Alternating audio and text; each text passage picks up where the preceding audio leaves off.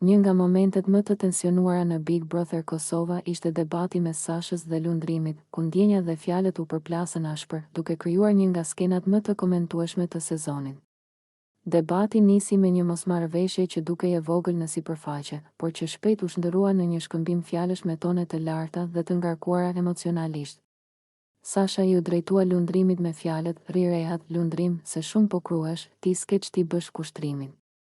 Ky koment nuk ishte vetëm një shaka apo provokim i rastësishëm, ishte një mënyrë për të vënë në pa mënyrën se si Lundrimi po përpiqej të impononte vëmendje dhe kontroll brenda shtëpisë.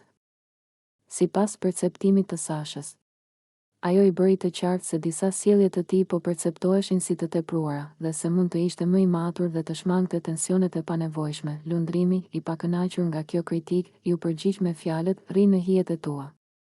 Kjo përgjigje ishte e ngarkuar me mbrojtje dhe sfidë, duke treguar se ai nuk e pranonte kritikën dhe po vendoste një vijë ndarëse mes vetes dhe Sashës.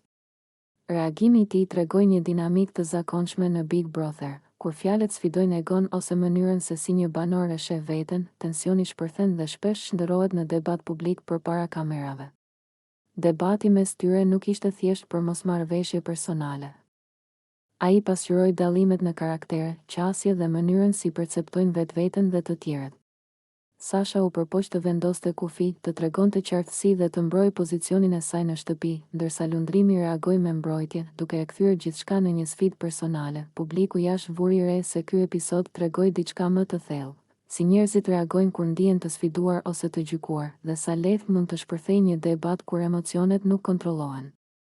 Big Brother Kosova nuk është vetëm lojë, por një laborator i madh social ku çdo fjalë, çdo gest dhe çdo reagim psikologjik vëzhgohet nga kamera dhe interpretohet nga publiku. Në fund,